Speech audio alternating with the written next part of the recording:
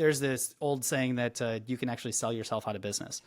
If you aren't making enough margin, when you think of the high volume industries out there. So I called out Walmart earlier. They're a good example of really, really low price, but tons of volume. Like they are a volume provider of everything that they do. When you look at that model, if you don't get the volume, you make no money. Like you have to do volume in order for the margins to be there. So it's kind of an all or nothing play if you do that. And it becomes really difficult if you have a down month or something else just doesn't hit the way it needs to, or something's not selling like it used to. All of a sudden, your profitability is gone. Welcome, Tanner. Today I'm so excited to cover this topic that is one that I have to admit, as a business owner, I have struggled with for years, and I continuously am working on this topic. So I think the tools that you're going to bring to the table today and we're going to talk about are so essential for business success. And that is the topic of raising your prices. And I don't know if anybody listening here feels a little cringe, but it is a topic that is actually so much fun and so crucial that we are going to dive in and have a heck of a lot of good times talking about it and giving you tools to help you raise your prices. I love this topic so much. In the world of like, how do we make more money in business and like, what's the best way to optimize things? Raising prices, while not always the best case to start with, is usually one of the first ones to at least ask some questions around. And I will start the whole conversation with, if you have not raised your prices in the last 5 years, it needs to be a priority for you in the next 30 to 90 days. Like, especially when we think about the fact that everything has gotten more expensive. Inflation has picked up. We've seen this piece continue to be very relevant, at least here in our economy, which means that if you haven't raised your prices, you are making less margin. So at a bare minimum, raise them to match the rate of inflation. But we're going to talk a little bit more about the fact that, well, maybe that's not enough, and we may need to look at different things and providing value and things like that. So I'm excited to get into this conversation, share a few different kind of tips and tricks, and really get into, what are your thoughts on it? What are some things that you've gone through when thinking about pricing and things like that? I think let's tie all that together in this particular conversation today. Oh, I'm excited to dive in because this is something that, yeah, it's a struggle. Sometimes we undervalue ourselves and sometimes we don't know where we fit in the market. And just even with the inflations that we're seeing, it's like, how do we navigate all of those things? So I'm excited to dive in. Excellent. So maybe let's start with some basics. And I think one of the basics from a raising prices standpoint is there might be some business owners out there that are listening to this or watching this and saying, yeah, but I'm going to lose customers. I can't just go and raise my prices, right? And I think it's important to recognize that for the vast majority of us in small business, the person that has the biggest fear or the biggest issues or concerns about raising prices is actually the business owner themselves. The few clients that are, or customers that are going to complain about price are probably the ones that are already complaining about price. And they're probably not going to do anything different. Worst case, you might lose some of your lowest quality customers or clients. Not the end of the world, because you're going to be picking up ones that are paying you a lot more for the service or value that you provide. So I think it's important to kind of put some of these things in perspective and recognize that oftentimes when it comes to raising prices, it's more something that's in our own heads more than it is something that needs to be done strategically or things like that. So that's a big piece. Second piece is then, how do we unroll it? What's the first things that we do? And probably the easiest way to frame this is I'll say top two or first two steps to take. The first one being identify what makes your offer more valuable. So in some cases, if you really have some issues with, I don't know if I should raise my prices or things like that, what's an additional thing that doesn't cost you anything that you can add in as value? Maybe it's a free downloadable. Maybe it's an extra piece of XYZ that you have within your business. It doesn't really cost you anything, but it provides additional value for these people that they get. Makes it a little bit easier to say, this is a reason why we're charging more. Now, realistically, we can go back and say, were we charging enough to begin with? But if there is some frustration or friction point there, that can be an easy way to kind of overcome some of those mental blocks that we may have. Step two is raise your prices for new people first. You don't have to change things on your existing customers right away, but let's figure out what the right pricing model is by changing our pricing for new people and continue to press the boundaries on that, which I think this is where it'd be fun to kind of get into conversation now on what you've seen, what you've kind of experienced, things like that, like to be able to push the market to what is proper pricing.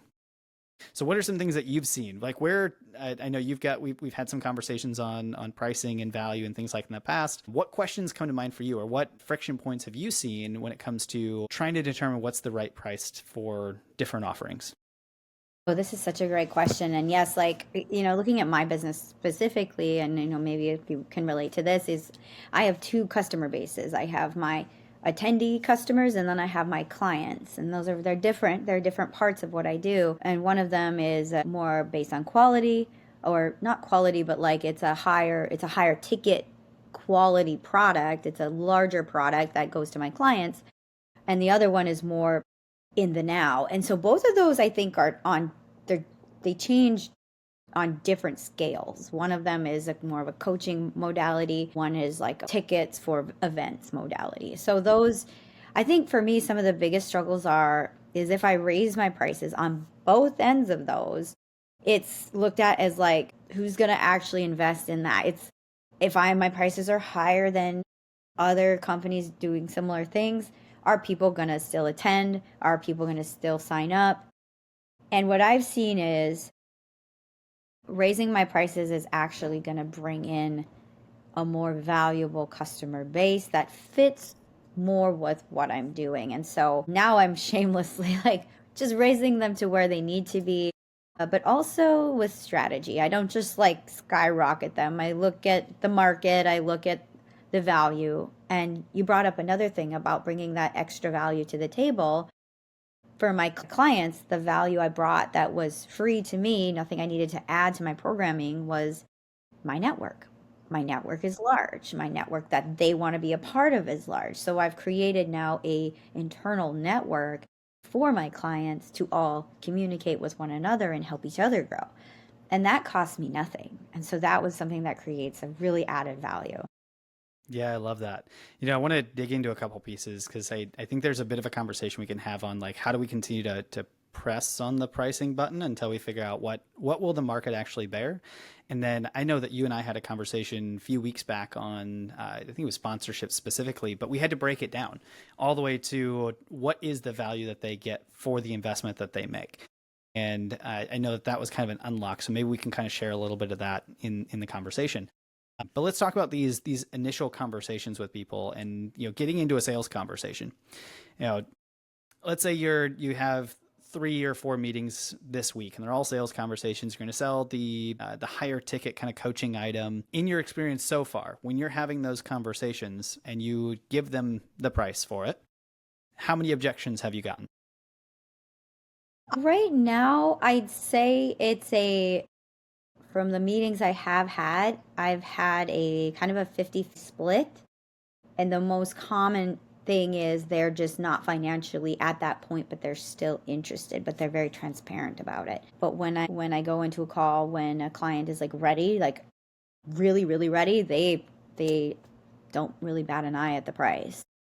Beautiful. So when you see numbers like that, it's probably an indicator that you're starting to kind of hit that sweet spot of what the pricing is. If it's really low, then probably everybody's going to say yes because I don't care if I use it or not. Like it virtually cost me nothing for the value that I'm getting.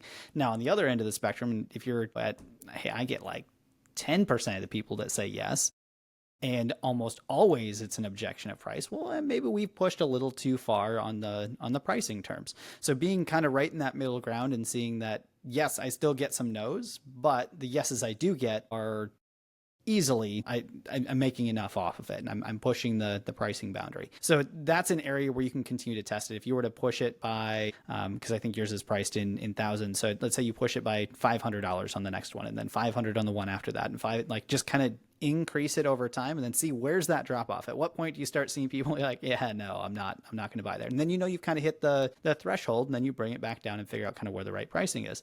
That's a strategic way to test that conversation and figure out what is the right pricing for this particular product and the value that I can articulate in that conversation. Mm-hmm. So that's really important. The oh shoot, there was something else I was going to say on this, but that's kind of the big piece of it with that, right? We push and we push and we push until we kind of find what is that right part where people start to say this is too much, and then we know we've kind of hit the right area there. That's what it was.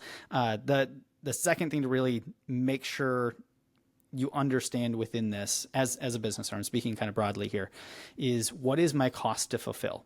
Mm-hmm. Yes, we've got acquisition costs and things like that. That's a different part of the conversation. If we're looking at, am I pricing something right? If you can fill your entire calendar with this thing and you're not making any profit, or you're not making the profit that you want to, then Mm-hmm. you're not charging enough. Mm-hmm. Or potentially there's something else at play that we need to look at. But we do need to make sure that there's inherent profitability within selling the service or the product that you have. And as long as that's there, then we can continue to push that lever as high as the market will actually bear. Well, I completely agree with you. Don't they call it kind of like the Goldilocks? Isn't there something around like not too hot, not too cold? It's like you're right there, you find that rhythm. And that is like when you hit that, it really does make a difference. And know that like that's always going to be something that's going to need to be tweaked as market changes, as supply and demand, all the different things and elements of business. But when you do hit that stride, it's a really great place to be. And it gives yourself the okay to experiment with your pricing. Like it's just like any part of your business. It has to be refined, it has to be tweaked and changed just like any other part. So it's so important to look at that for sure. Absolutely. And when you think about like pricing, there's a handful of businesses out there that go for, I want to be the lowest price possible. I want to do right by everyone that I'm trying to sell to. I want to do it as low as possible.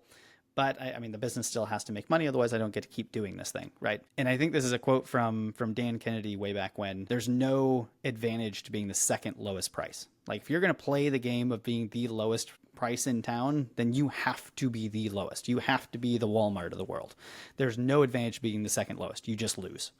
Now, there is an advantage to be the most expensive, because the perception behind being a premium provider of whatever product or service, there will be people that buy that specifically because they perceive it to be better because it's priced higher.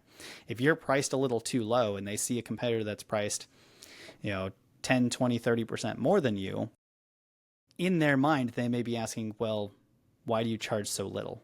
Mm-hmm. Why are you not as good as them? And all of a sudden you're like, whoa, no, I'm actually better than them. But now you have to kind of articulate the reasons why, and it's a whole different part of the conversation. So even from that perspective, it's important to kind of take a look at that. 100%. I agree with you there. And there's like that. I think there was something I heard once. It was your business is either you're fast, you're cheap, or you're high quality. Like you're based on quality. And when you play with those words and kind of find with where your business model fits, if you want to be selling the sellable booklet you can sell to thousands of people, millions of people at $5.99, or you can be the app, the game app that's $1.99 a month that you have a million people on. That's one model, but the other model is, more of like you have a very niche very niche clientele, but the ticket is a lot higher. Like it's maybe a few $1,000s to be involved. So kind of look at what fits your business model the best and what kind of clientele you're looking for. Kind of hone into that, because we can't be all three. We can't be fast, cheap, and high quality. It's like they don't really all meld together. So it's important to figure out where do you fit in the scheme of who do you want your product to connect with, and how do you want to sell it? And I think it's important to think about where you are in your journey too. I mean, if you're starting out, being I want to do volume and sell to as many people as humanly possible so that I can do low prices, that's really, really hard. Yeah, you have to know a lot of people. For a number of reasons, right? Think of, there's this old saying that you can actually sell yourself out of business. If you aren't making enough margin, when you think of the high volume industries out there. So I called out Walmart earlier. They're a good example of really, really low price, but tons of volume. Like they are a volume provider of everything that they do. When you look at that model, if you don't get the volume, you make no money. Like you have to do volume in order for the margins to be there. So it's kind of an all or nothing play if you do that. And it becomes really difficult if you have a down month or something else just doesn't hit the way it needs to, or something's not selling like it used to. All of a sudden, your profitability is gone. That's a really, really hard model to be in. And I think it's important to kind of recognize that. Some of the best that have gone into the volume play didn't necessarily start in that kind of business model. They started with my price is going to be higher, and then we're going to kind of fund additional growth and everything else, and then we're going to get to the point where we can do volume. Tesla, great example of this. The first car that they sold was like the Roadster, super expensive vehicle to people who could afford that. But what that did is it created enough margin for them to continue to fund the rest of the business and then eventually get to the point where now they have the lower priced options that are mass produced all across the nation and the world, right? Think about that from the business journey, not just the model itself. But if you go straight into, I'm just going to sell this low ticket thing for as much as and do as many as I can, it can be a really easy way to sell yourself out of business and sell more things and have no money and then just burn through cash and be out of the game.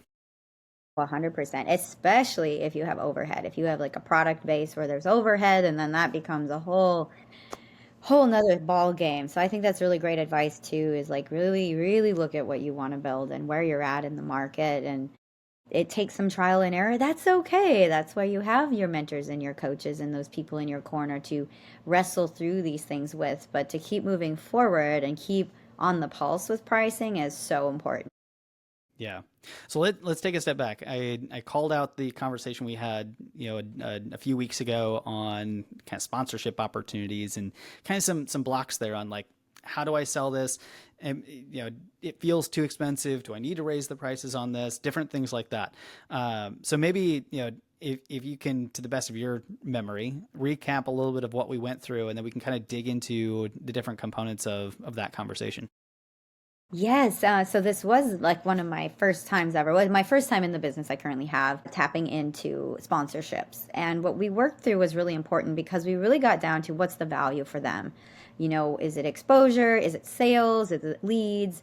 And the conversation we circled around was, really highlighting what our network can do and how many leads they're actually going to be getting out of being a sponsor. So I based my packages pretty, I would say, since it was our first sponsored event, it was a little bit on the lower end of the scale, but with option to grow. And I think that's what really helped me, was to like really look at the value that we're providing them. Why? If they are going to get I think it was like 950 leads off of one newsletter article with us, like solid leads that fit with their branding and fit who they are. That's a lot for the price point we had given. Like that's a lot. Like it's a no-brainer for them to say, yes, sign me up. Yeah, it was a really fun exercise to go through, and I'd encourage anyone that's listening to go through something similar for your business. If you've got, whether it's somebody on your team that has kind of some mental blocks on figuring out how to get around, I just need the confidence to sell something, or maybe you as the owner are kind of in that same phase. We literally just stepped it back and said, what is the value that they get? What is, we got very specific on what specifically do they get. So in this particular example, we got down to, all right, let's use newsletter. The newsletter is one of the key components. So we broke that down into, okay, how many subscribers do you have? What's the open rate? What's the click-through rate? And really looked at those metrics so that we could backtrack and say, okay, so if there's this many people opening it and this many people clicking, we can realistically say there's going to be this many leads. We at least capture information on this many leads for a sponsor that could be a part of this newsletter. It's like, okay, fantastic. Then we took a step back and said, well, what is the value of that? So let's assume they have a fairly low conversion rate from those leads to actually selling something. And what's their average dollar sale, or what's their average order volume? How much would they make per sale is essentially kind of what we had backed into here. I can't remember exactly what the numbers were, but we came up with a value, and it was like, okay, if they got, for their investment, they get a placement here, and that placement's going to get them X number of leads, and that X number of leads should equate, as long as their sales process remains pretty steady, should turn into X number of dollars that they can get from this particular sponsorship. So we took that number and we divided it by the cost or the investment that they would make into the sponsorship itself. And I can't remember exactly what the number was, but it was something crazy, like a 40x return on investment. It was something like that large. It was like, okay, so if they invest X number of dollars and it gets them this, realistically, they could make this much money off of it if everything else remains equal with the data that we have. That's a X return on investment. Why would anyone say no to that? If I give you $1 and I get 40 back, I'll do that all day long. So it was breaking this down into a tangible way to really understand what is the tangible value that matters to these people that are choosing to make the investment. Yes, there can be some brand awareness. Yes, there can be all these additional benefits that come along with it. But when you brought it all the way down to what's the realistic return that I could expect from getting this, is that worth the risk of choosing to make an investment? And what we came up with was, yeah, that actually seems very reasonable. And I think immediately you went back out and were able to sell a handful of them right after that conversation.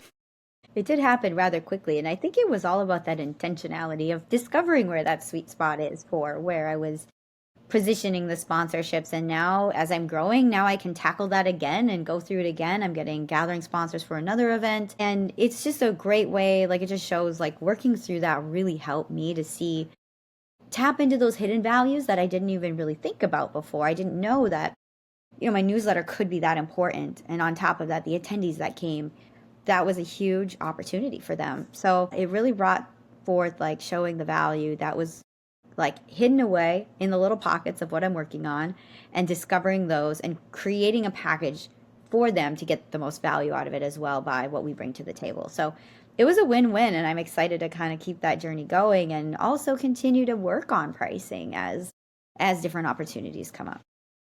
It's a good full circle. So it was a way to kind of get really comfortable with the actual sale itself, but it was also revealing in the way that there's probably more value here that you could ask for double what you were currently asking at that time, and then continue to push that. As long as you can continue to back up the results and say, this is what's realistic based on the numbers that we have, you've got the ability to continue to push that pricing power higher. So this is the whole, like, as we bring this all back to kind of the core of the conversation today, this is the point of how do we continue to push the pricing model? Because when we do that, we can provide more impact for more people. A business that is able to maximize their pricing usually has the most profitability, which means they can also take care of their team. So if you're someone that's listening, you're like, that's great, Tanner, but I don't want to make a bunch of money. I want to have more impact. I want to do these different things. The more you can push those levers, the more you can take care of your team, the more you can invest back into your community, the more you can do all of these things that money as a tool can allow you to do. So I'm a big fan of push that as much as you can so you can have the impact that you want. Yeah, so true. This has been a great discussion. And again, it's just like giving that slight, like the key little adjustments that we can make in every day, and like take a look at your business, take a step back and say, what's the real value here? And how does my price match or mismatch to that? And so it's a really great test for a discovery. Absolutely. So the final takeaway, I will end this thing the way I started it. If you have not raised your prices in the last 3 to 5 years, that needs to be your priority over the next 30 days or the next quarter. Take a look at it, even if it's just 5 to 10%. Make slight changes on, at least for your new customers. Start to make that change today so that you can continue to maximize your business growth and continue to have the impact that you want. So price increases, one of the fastest ways to get some additional results within your business.